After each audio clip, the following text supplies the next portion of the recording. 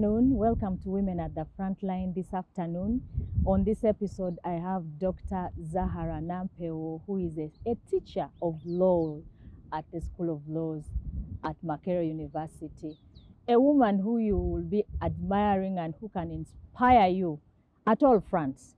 And this is the person we have here today. And it's been very, very humbling for me to be able to get out of this program. Doctor, you're welcome. Thank you very much, Honorable. You're looking so lovely. Thank you. It's an honor for me to be on this space. I look forward to the engagement this afternoon. I am so humbled because on one hand, you are my teacher. On another front, you are a women's leader who we interact with in the activism world that we are in. On another front, you are, yes, a mother and all those things. You inspire women in different ways. And I think you are probably the first to appear here from the academia, because our interest is to pick out women who can inspire in various sectors, just to pick up the life of that person from ground zero to where they are, and what are those landmarks, but also that life being able to inspire a younger woman, some other woman out there. That is the purpose of this program generally. And so you're representing academia here today. So we are delighted that you are able to come and have a chat, a conversation with us. Yeah. So maybe just to get us started in terms of your moments of growing up, your early life, because some people, may find it in life and everything is already set for them, but there are journeys that we trace from the beginning, and it can only inspire somebody to work their way up as well. How was your experience? Thank you. Was everything waiting for you? No, I wouldn't say that it was waiting for me. Yeah. But I also can't say that my journey in the very beginning was very challenging. I'm a firstborn of a high school teacher and a banker. At a certain point, my father was the Secretary Bank of Uganda. So I didn't have a very humble beginning. My parents were literate. They had both gone to school, so they understood the value of education. So my start in life was a fairly non-challenging one. Middle-level income. Yes, I had the basics of life, and I went to fairly good schools. That's right.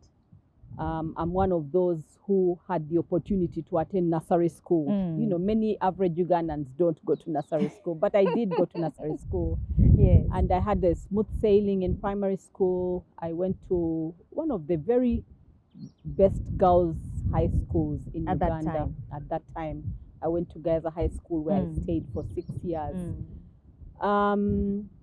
When I finished my high school, I performed well, and I was admitted on government scholarship to Nampeewo University Law School. Wow. Where I also excelled. And in order to be retained to do teaching at Nampeewo University, you have to be a star performer. A star performer, certainly. So I did some teaching, some initial teaching as a teaching assistant, and then I continued on to do my master's in the United Kingdom. Wow. I did a Master of Laws in Human Rights. I did a diploma, of course. After my law degree, I did the the diploma in legal practice, which is a requirement almost. Yes, for lawyers. And then I went to do my master's in the UK. Following that, I came back and I started working with a human rights NGO, Foundation for Human Rights Initiative. And I think that's where my interest to work for women's rights and human rights work started generally. From. How I went to the Foundation for Human Rights Initiative, it was really a program at the School of Law to interest students working in human rights who are posted to different organizations. And this organization was doing different work, visiting prisoners, going out to teach people about human rights and the law. And I think that was my basis. Things, yes. But I want to say that I was also prompted, perhaps early on in my life. Yeah, and I wanted to understand the role of your parents, because being a high school teacher, one of your parents could have impacted you, because now also to become a teacher at university level, certainly that road there had a lot of inspiration. It's a lot of hard work to get where you are. How did your parents inspire you in that way, especially with your heart of being a Muslim girl? I know the challenges of being a Muslim girl child and then, you know, in an academics. Yes, that's true. That's true. And thank you for asking. I think one of those moments which I can relate to and which perhaps shape why I'm here today is the fact that one time when I was in primary 3, in those days, ED days were not public holidays. They were not recognized as national holidays. So I missed school, and I went to school the next day because I had been observing the Eid celebrations as a Muslim girl. The next day I went to school, and my teacher asked me why I had missed school. Yes. And I told her that, well, it was Eid day and we were celebrating at home, I couldn't come. And they caned me at school. Ooh. And I felt so unfairly treated. I was like, you know, I'm an individual, you know, I have a right to practice my religion, and I'm being punished for that, for observing this day. And I felt that unfairness. That is one of the memories that kept me going, you know, to struggle for different rights. As a child, it's something that stood out for me. That makes sense. Yes. Yeah. And, you know, when I'm struggling for human rights of different individuals, especially marginalized groups, vulnerable groups, I remember that moment where you felt differently treated, unfairly treated. Yeah. But I can also share that whereas my parents were literate, I grew up in a polygamous setting. Yeah. And you know, that meant that you know, my father had several wives. Yes. But I think one thing that stood out for me, which I felt was important and which I wanted to achieve in my adulthood, was economic empowerment. Economic empowerment. As a woman. Yeah. It didn't matter whether you're in a polygamous setting or not, but you need to be able to be financially stable and independent as a woman. Yes. In order for you to enhance your leverage and ambitions. And bargaining power in the marital domestic situation. So I think for me, that setting of coming from a polygamous background, whereas my father was a fully educated Budonian. Yes. Who believed in education and was supportive of my education the whole way, was still tied to this grasp of society, of the polygamous setting, which I thought that I needed to be different. I needed to be a strong, empowered woman. And I felt that the law degree, if I came out as a lawyer, would really make a difference to me, to society as to well, my mother, to women in my mother's situation, and other Muslim women across the country. So for me, that was a turning moment. The driving factor as well. It was. And you can imagine how polygamy, sometimes it is at variance with economic issues. Most families cannot afford to meet the needs, average needs of families. Very few polygamous families can say they are comfortable in terms of income. So, it really doesn't matter how much money the father has in the household. Once you're in a polygamous setting, there will be many demands on this one salary. So you really need a mother who can supplement as well. The financial position of the father. And for me, that gave me a lot of push to be able to be a strong woman. And be financially independent, and also have that leverage to take decisions. Yes, to be a decision maker in the home. I'm glad to hear your experience, because a lot of times we deal with the issue of religion and then the girl child. And in that discussion, a lot of times the Muslim girl is disadvantaged because many of them do not finish school. And we thought, is it an issue of religion? Does religion prohibit this advancement of a girl child in that faith? But your case, it proves otherwise. But I just wanted to pick your mind as an academician. How far have we come in that front? Do we see any change in your faith in terms of, you know, the independence of the woman, particularly education of the girl child as well? Yeah.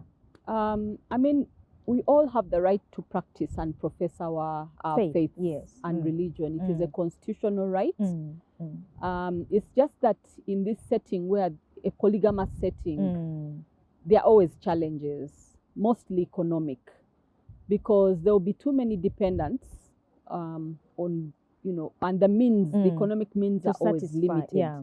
So you find that for the girl child, if they in a family, they have to prioritize who goes to school. And remember, the Islamic religion permits marriage of children fairly early. The Quran says that upon puberty, children are ready for marriage. So in that situation where people have to balance and the economic means are limited, and the mothers in a polygamous setting have very limited bargaining powers, the girl child may suffer if they have to prioritize between the boys and the girls. So in that setting, where you don't have the economic might of the mother, many times the girls fall along the way. So it takes a strong woman and a strong man too to be able to break that grip of some of the things that we see coming from the faith. That is very, very important. And I guess as we go on with our activism, focus was a lot on the education of the girl child. We have reached that point of a little bit of comfort as a country to say that our girls now outnumber boys in school. So we don't want to leave anyone behind, not in any faith, not in any family. And so there are still challenges we have to confront in that direction. Yeah. So Dr. Zahara, I know that becoming a law don is a tall order for so many people. You are the exceptions, and being a woman, and what goes through my mind is, how was she able to make it? Really, what does it take for one to become a law don? Eventually, you know, there's a lot to put in, I guess, in terms of preparation, in terms of, you know, all the ethos of life and your values and what you must put in to get out the you. How can a young woman who is watching and who is in that journey learn from your life? How did it take you to get here? Well, the making of me to be where I am now as an academician was really, I just stumbled into it. It was never deliberate. Really? Yes, per se. Because if you look at my journey, when I finished university and I worked for this NGO doing human rights work, from that NGO, I joined Danida. Danida was a development agency. Yes, I remember. Supporting legal aid and human rights at the same time. Danida Hugo. Yes, Danida Hugo. I was continuing on with my human rights work. So I was not doing academics at that time. Then from Danida Hugo, I even did a short stint with the UN in Liberia, in West Africa. Yes, I worked for 8 months on a short service agreement with the UN Women, which is the women's agency in the United Nations. I didn't stay long, really, and I think maybe I must emphasize why I didn't stay long in that system. Because that UN setting in Liberia in 2008 and 2009, Liberia had just come out of war. Yes. It was not a family station. I had a young family at the time.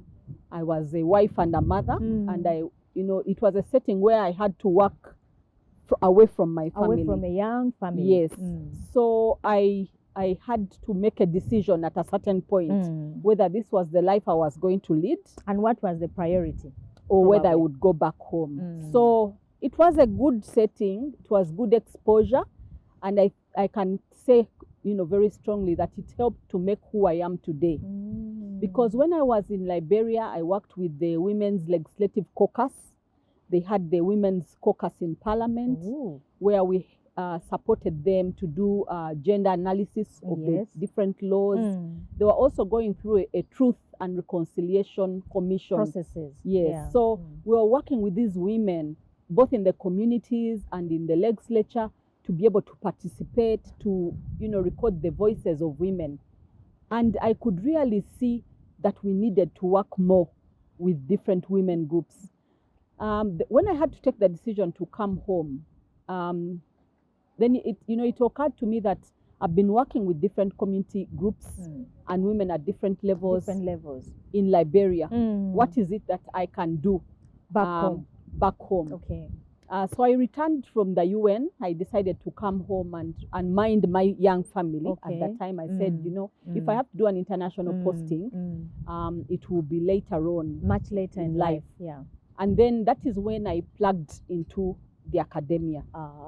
I plugged into the academia not by fully joining the teaching, but I worked, then I joined Macquarie University to manage a project with the Human Rights and Peace Center. The Human Rights and Peace Center is a department of the School of Law at Macquarie University. Is the human rights arm of the School of Law, and which is what I actually head now as the director. Okay.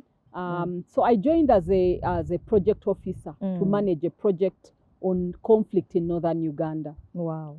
That is when I got into proximity with the academia, not only by doing research, but I was like, oh, teaching is something that I can do. So I started doing part-time teaching. Yeah, and remember I had a master's degree, so I applied to join and do the teaching. So my journey into academia was not a straight path. Yes. It was a bit of, doing civil society work, development work. There I went off to the UN. And then I found my way into a university setting. Okay. So I joined the academia. I did some teaching for some years. And then that is when I went for further studies to do my PhD. And then I came back and fully integrated into the academia. And I am now where I am as a doctor of laws and also managing the Human Rights and Peace Center. So really, we shouldn't worry too much. It is important to set our goals and say, I want to be here at a certain time, at a certain point in time. But, life and the lessons across are also very enriching. Very enriching. Because the expertise, the exposure that you get from Danida when you're working with women groups, in Liberia, all of them make you who you are right now. So I do appreciate all those experiences. All those. One of our guests here said that sometimes the young women are quite ambitious. They dream of things which ladies in their 40s or 50s have been able to achieve, and they want to achieve that at 30 or less to 25 years. So the point you're making here is to really allow life to take its course, because in my faith, the Bible we read among the Christians is like the footsteps of anyone are ordered by God. So there are plans in our lives. So sometimes we worry a lot about this and the other. So thank you for highlighting and emphasizing that point. But of course, what we want to point out also is the impact we create in those various offices that we occupy and get to. I'd like just to capture that part of your life. I know there is a lot that you are doing. I just want to hear some of those proud moments that you want to talk about, being a women's activist in the academia, also in other sections of society that you belong to. Yeah. So the former First Lady of the United States, Michelle Obama, she said that success is not all about money and how much money you can make. Absolutely. But it is about how much change and you can impact in people. Okay. How much difference you can make in someone's life. That is how we should measure success. Because you can have bundles of money, but how much difference do you make in people's lives? Academia is not, like that place where you find bundles of money. But for me, it is, as I stumbled into it, I think I found my place. Wow. Because on a daily basis, you're interacting with young people. Every time you're in a classroom, you're touching people's minds. Young people. That potential is great. Young people's minds. You're able to influence, to shape and to guide. You know, doctor, I have this issue. You know, what can I do? Recently, a student of mine, a fourth-year student, she was about to finish her degree, 4 years of law school. She said, I'm having a change of mind. I think I don't want to practice do law. law. Yes. I said, what are you going to do? Said, I'm going to have my law degree, but now I'm going into the air hostess business. I've been given an offer. Ooh. I said, well, that's okay. I think an important thing to do is to be passionate about what you're doing. Because many times we find ourselves in places where you're there not because you're passionate or you're committed or you believe, but you're there because maybe your parents thought that you should do law. You should do law. Yes. So it's important to be passionate about what you're doing. Wow. So passion provides energy. So that you keep going. It's important for us to, to have that fuel that can keep us going.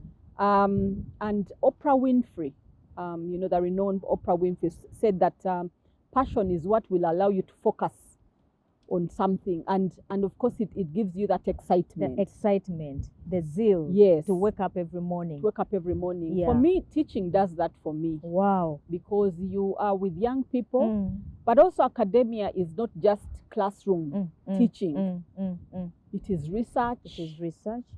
I keep telling my students that every time I come to class, I'm doing public speech. Oh. Yes, because somehow you're doing a presentation. Yes. You're opening a topic. You're ensuring that you're transferring knowledge. You're evaluating if your students are able to get. Has been up. Yes. And teaching also allows you to keep learning as well. Yeah. And academia is also a form of leadership. Oh. You're not just teaching, you're actually leading, because you're not just sharing information, but you're setting a certain pace that you want these young people to follow. And remember, they are watching you. Yes. And they are admiring you. They want to be like you, some of them. Yes. So your leadership is very critical. So you're researching, you're teaching, but you're also leading at the same time. So academia is allowing you so many things that you're doing at that time. And of course, with academia, through your research, you're able to influence policy. At Macquarie University, we see ourselves as a partner with government, advising on policy reforms, providing empirical data and research to influence the government's development agenda. So it allows you to do so many things. So I see that the impact is not only in just transfer of knowledge, but you're also doing so many things. And I think the other thing that I'd like to say about academia is that it allows you to learn. It allows you to keep enriching yourself. And I think the ability to learn is the most important quality of any person, especially leaders.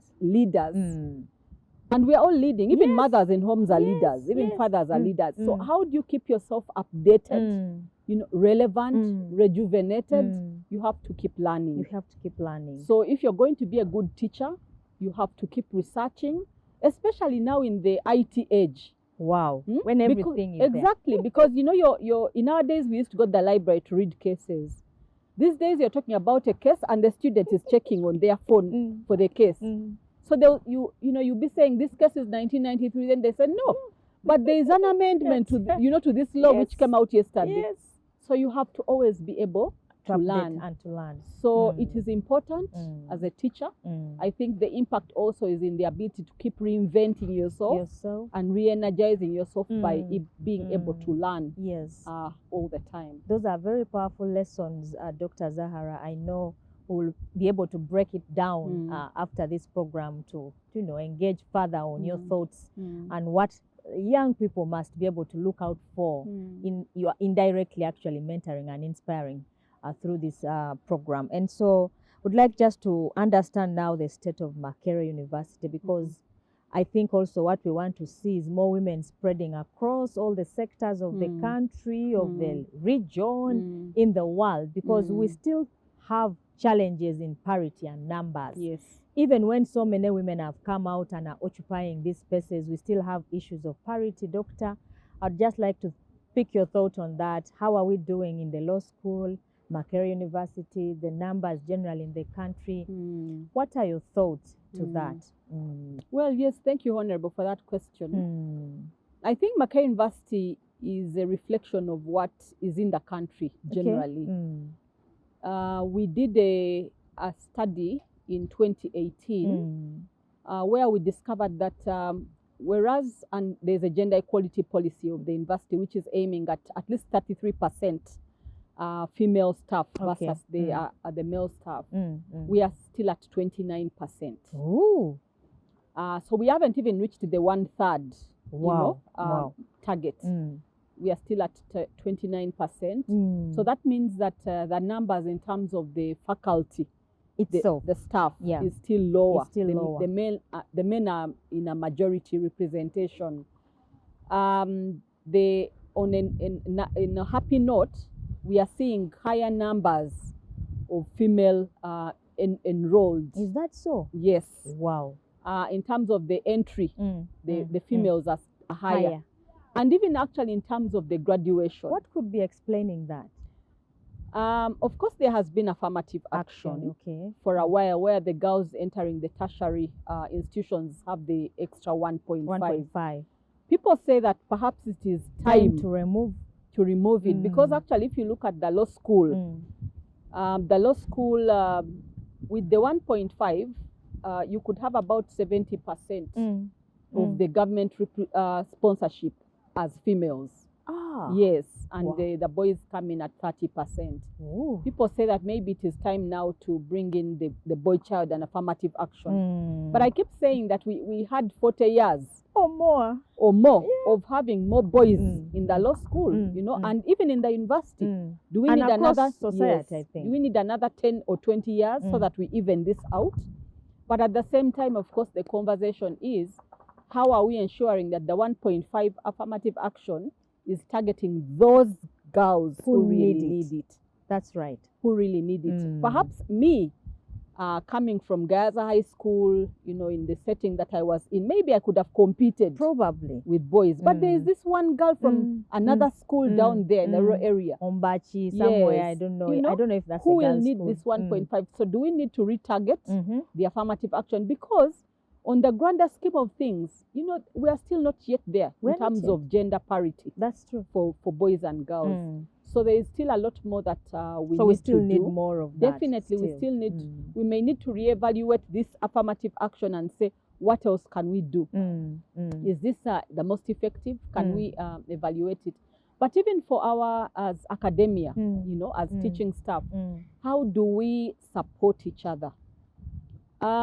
If you're looking at, for example, the qualifications for promotion as a teacher at the university, they are looking at things like number of publications you've done, number of years of teaching in a particular position, which is all well and good. But there are different things that men and women do differently. For example, female academia spend a lot of time mentoring others, mentoring students. Mentoring students. Students come to you, you're providing guidance, this and the other issues, social issues, hand-holding. Men don't normally do a lot of that.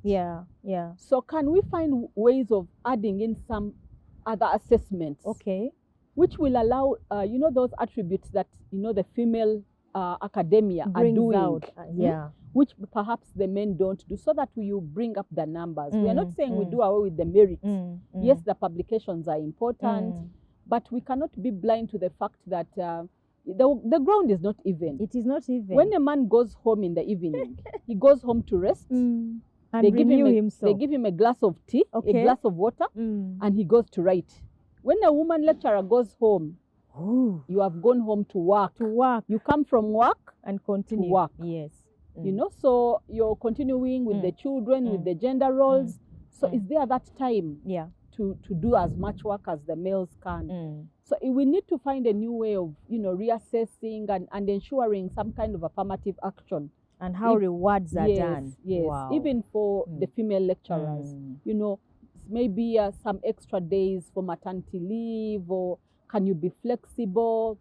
There are lots of things. I think we need to think outside the box. Wow. How do we make the environment more friendly, so that everybody can be competitive and achieve their potential? It's amazing, actually, because you are the ones who churn out knowledge in the academia. But a lot of times when we evaluate from the outside, there's this feeling that sometimes actually the academia is even more closed out for women's participation and gender formations and all that. So we found as students, some of the restrictions in law school also were restricting our progress as individual female students. But it's not only in the law school, across universities, these gender injustices, I think, they still exist. Not much has changed. That just to confirm the point you are making. But it's happening in other sectors as well.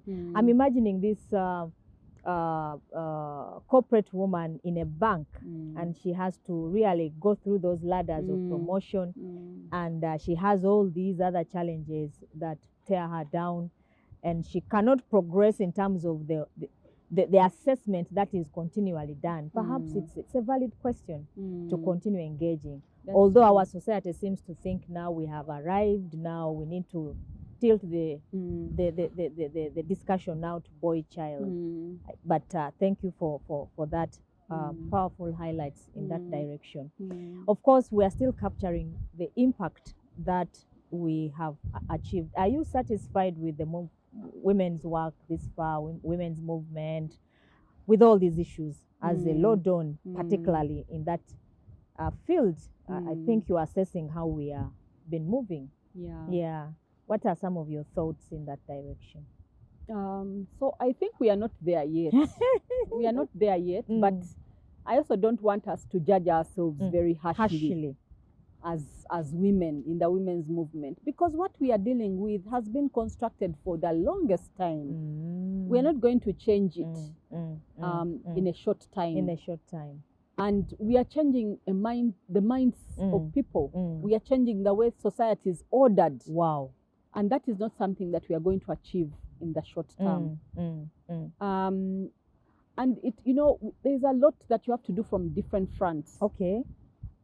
When you talk about laws, I think quite a bit of work has gone into the law reform. Okay. We passed some relevant laws. Some are still lagging behind, like the sexual offences law, like the marriage bill, law. that one, I don't know. So there are still laws that are yet to be passed. Okay. Yes, we've had some progresses on the legal front. Politically, we've also managed to make some gains there to push and see some growing numbers. And I think that is supported by the law, where we have the female representatives at different levels of leadership. But, for example, if you look at the social front and the economic front, there is still a lot. There's still a lot of work to be done. There are still many things, many hindrances at the societal level that hold our women back. And these are things that we are not going to break. Are women able to participate effectively? Are women able to access health care? Are women even have time? We talk about, the space is there. But do women have time outside of their homes to come out and engage? Do they have that economic stand? Wow. That empowerment to be able to engage effectively and compete? So I wouldn't want to judge us so harshly that perhaps there are things that we haven't done. I think it's still a learning curve. It is. We need to be gentle with ourselves and say, okay, pat ourselves on our backs for what we've managed to do, and then re-strategize. I think it's important going forward. Of course, we need a multi-pronged approach. The legal, the political, the economic empowerment. Wow. But we also need different allies. And I think men are important allies in this. We need their buy-in. So we need to identify the male champions who can support our causes in different spaces. Sometimes, when you're in a space, it's best to allow the other person to speak for you, Mm-hmm. you know, much more than, you know, you'd speak for yourself. The message comes out stronger. So can we identify these male champions in parliament to speak for the marriage bill, at the local levels, in all the different spaces? It's amazing how we did that deliberately in Parliament and tried to identify male champions. Yes. They support you. When you engage them, they are saying, we are going to support you. We are Yes. for you, women, our mothers, our sisters, our wives. There is no way we can leave you behind. But when you finally come on the floor, then some men bring out their true colors. They bring back the other, you know, card, the socio-cultural, you know, card that they always put at the front. And so we sometimes get deflated a lot with that whole conversation of saying, let's engage men, let's have more men on board. What would be the most appropriate approaches of engaging these men? Because we have done quite a lot of work in terms of male engagement, but particularly engaging them in the discussion. I don't know how you have a feeling about that, what we could pick from that discussion that you are raising. I think perhaps they don't support us fully because they don't understand us, or because we haven't shared as much information as we need to with them. Can we trust them and share the information so that they are comfortable enough to know that we are not coming to take over the space? You know, that is also a threat. That is the biggest, perhaps. Yes, that we are partners. We are partners. I read somewhere that a bird can fly and soar very high if both wings are flying and they are balanced. Okay. But you can't have one wing high, the other one is damaged, and this bird will fly. So in order for us to fly as humanity, you need both wings flying. So I think the gentlemen need to appreciate this issue. Okay. That we need to support each other. So information sharing and trust building is important, and persistence. Okay. Let's just identify them and keep sharing information. I'm sure, you know, one day we'll have those ones who will run with us. Who will run with us, yes, till the end. Yeah, of course, sometimes you get deflated. You get hit. Even that, the backlash. In that August house, you know, as a woman, you're getting that backlash. But I think as long as you're doing the right thing, what you're doing, you feel is the right thing, that should not keep us down. Of course, there will be counter arguments. These women, these feminists, they want to become men. They have taken over the homes. Okay, if now they want to take over, let them take over the homes. They have broken the homes and all that. The First Lady of the United States, Eleanor Roosevelt, was she the founding mother or something of the state? Yes, in the at the time of the making of the what we call the contemporary human rights. Okay. She oversaw the team that drafted the Universal Declaration of Human Rights. So she was an important woman. And she said that do what you feel in your heart is right. Because if you don't anyway, you'll still be criticized. Hey. If you do what is right, you'll be criticized. If you don't do anything, you'll be criticized. If you do what is wrong, you'll be criticized. At the same time. So do something and do the right thing. Do the right thing. So that should keep us going. If we believe as women that we're on the right path, this is what will deliver us, both females and males, for a better humanity in our society, then we should keep going. Wow. Yeah, my father always told me, you know, sometimes you're like, no, but you know, I'm feeling this. They're like, no. In my local language, they say that the person who is standing is the one who is blown by the wind. If you're not standing, the wind will not find you. Hey. Because you're sitting, you're not doing anything. You're not doing anything. Stand. There will be the wind will be blowing you, but be confident. Wow. And stick to your goals. So as a women's movement, we have to learn to keep going, even when the wind is there, you know, but because you're standing, you're saying something, you're representing something. That is why the wind is hitting at you. So we just have to remain strong. Remain standing. Those are very powerful words and messages for our young women and leaders. And of course, we would love to hear more of that. But I have just two issues I would like you to address, being the researcher that you are. There was this issue of sexual harassment in all universities. It's been a big issue. Yeah. You and the team at law school actually were doing a lot of things. What is your take this far? Because every time we read newspapers, we seem to be seeing an increase, or, there's a lot going on in universities with a girl child.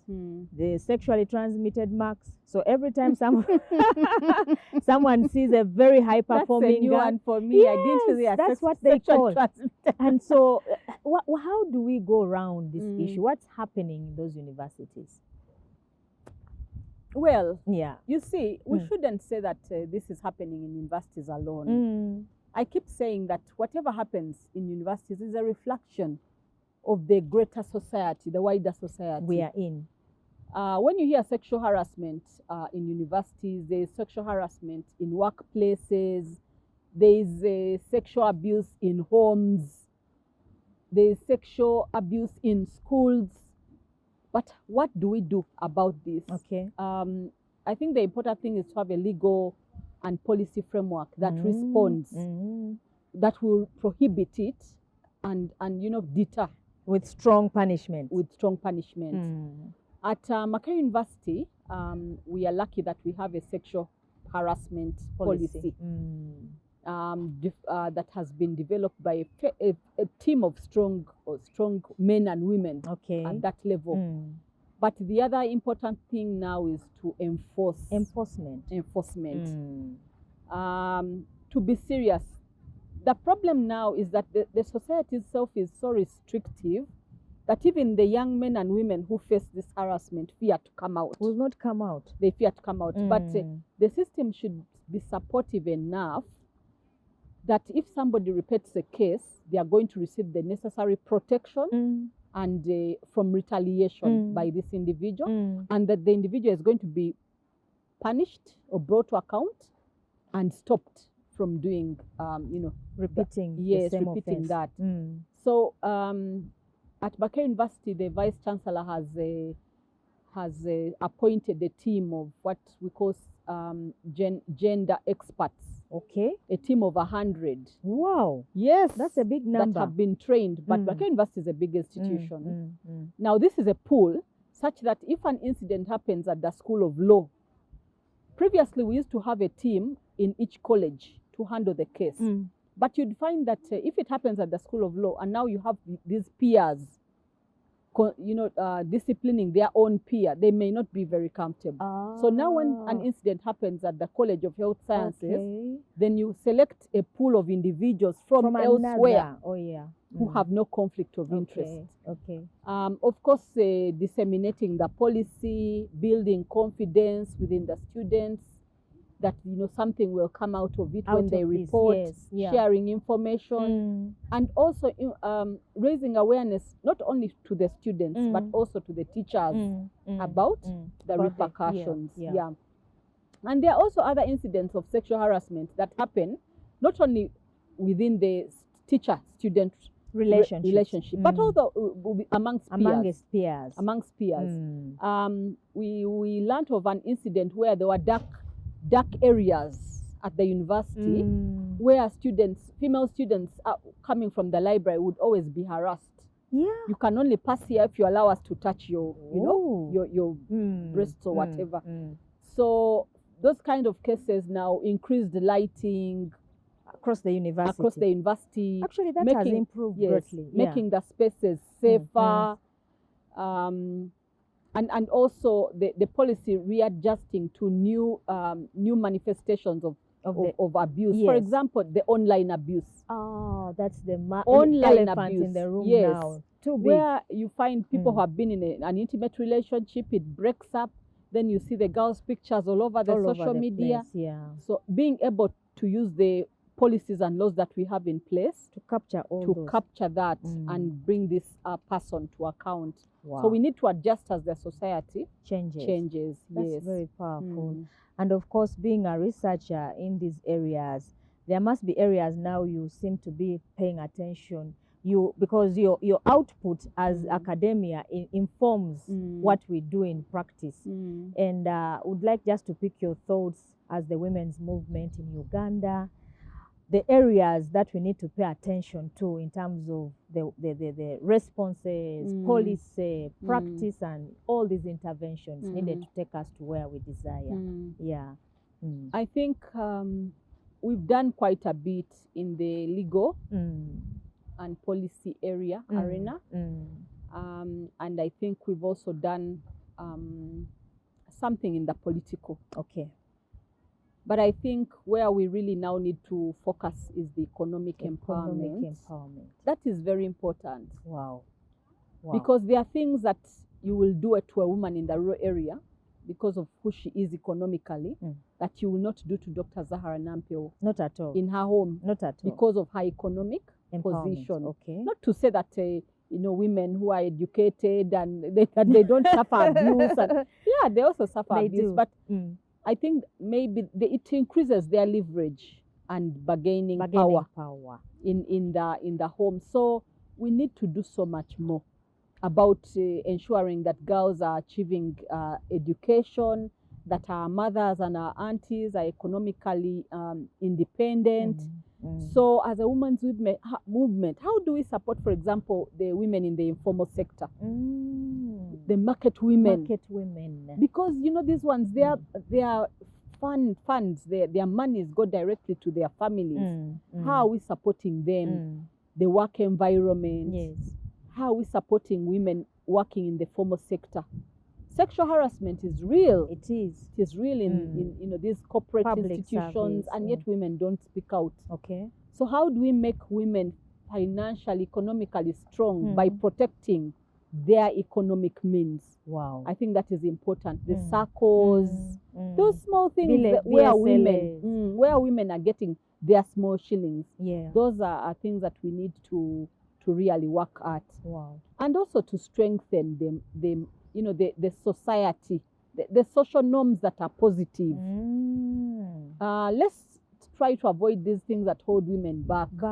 Women shouldn't be seen, women shouldn't speak. As a learning society, as a growing society, we need to be able to identify what are some of those positive attributes of our society, of our culture, and what are those that we need to leave behind. There are some that we need to leave behind in the 16th century, for sure. And because they are not progressive. As I mentioned, we are talking about a bird. A bird can only fly with 2 wings. 2 wings.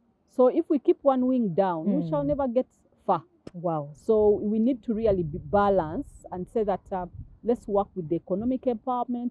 Let's go to the social position that women have in society. And how do we reach out now to the men? Relate it to their mothers and sisters. That's what they say, this is not just my wife, but it's my sister, it is my mother. Yeah. So everybody has to buy in and agree on this.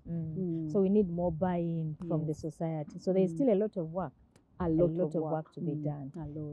Thank you for those thoughts. We would like just to pick your thoughts finally on what we call generally mentorship, because in this space we mentor others in their journeys. Just a few thoughts of yours, values that have built you, works in life, things that you have repeatedly done that have pushed you to this level. In other words, we just want to pick your thoughts, just to speak generally on some of your lessons of life for someone out there. Number one, for the young women and men, there are no shortcuts. There are no shortcuts. There are no shortcuts. There are no easy ways around things. You must work hard. You have to work hard. Set your targets and be consistent. Consistency and persistence are important. When you do something repeatedly, you get better at it. When I had just started, with my academic journey, publishing is important. And I used to ask this professor, but how do you do it? I can't write. When I write a piece and I ask him to review it, he brings it back with so much red. And you even want to just put it aside. Abandon it. And he told me, no, it comes with practice. The more you do it, the better you get. Okay. So work hard, there are no two ways around hard work, because Mm. you can't get better without putting in the time. Some extra time. Yes. So work hard, set your targets, Mm. and don't be afraid to make mistakes. Hey. Yes. Hi. Because the how, way to no, make mistakes. how does a child learn how to walk without falling? Mm-hmm. You have to be ready Mm. to take the risks and Mhm. make mistakes. The other thing is to identify a mentor. Oh. Identify someone you admire Okay. and work with that person and ask them, can you please hold my hand in this journey? I'd like to, to get somewhere. Yes. So work with somebody, identify somebody who can hold your hand. Another message for especially young women, it is still a man's world. I thought we had sanitized it. It is still a man's our world. daughters seem to be thinking everything is okay. It is still a man's world. In order to make it and make a difference, you have to be like Superwoman. Ooh. Wake up early in the morning, do this, get ready. Yes, we are asking our partners, please support us. And they will come along eventually. Maybe things might be different for our daughters and our granddaughters. But in the meantime, you have to put in extra as a woman in order for you to compete with the men. But are we not putting so much burden on women? It is so true. Yeah. It is so true. But if you don't, the whole thing of being a superwoman, you have to do everything. It's wearing us out. It is totally wearing us out. But you see, we are still judged and assessed by the same standards that are assessed by the men. And I've been telling you about these, for example, publication standards at the university. It is still on merit. How many do you publish? And you get promoted. So you have to put in that extra for now. But also, if you have a dream, many young people want good things very fast. Very quickly. Very fast. I have noted that as well. But if you have $1 million dream, you want a boat, you want a big house. For them, they don't want these things that we want or simple. They want a boat. They've gone to another level. Yeah. So if you want a yacht, you want a holiday every year. That kind of life. You can't have $1 million dream with a minimum wage work ethic. Your work ethic of working is for minimum wage. Imagine. But you want $1 million dream. So if you want $1 million dream, you have to have $1 million work ethic extra. That is because unfortunately, that is the world we are in. That is the world we are in. Yes. So work hard. There are no two ways around working hard. If you want to be different, you have to put in the extra time. So young people, there are no two ways around hard work. Wow. $1 million dream, $1 million work ethic. Wow. I don't know if this is the right time to take leave, but these have been very powerful nuggets of wisdom from you, Doctor. I didn't expect less, certainly. Talking to a doctor is not easy. And I wondered how to go around it. I'm like, will I manage to interview this person who is very knowledgeable?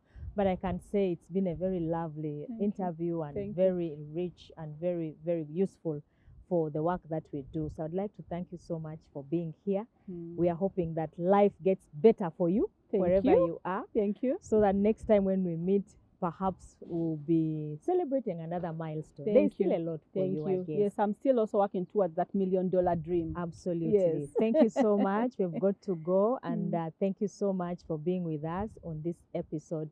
We've been having Dr. Zahara Nampewo, a doctor of laws at Makerere University.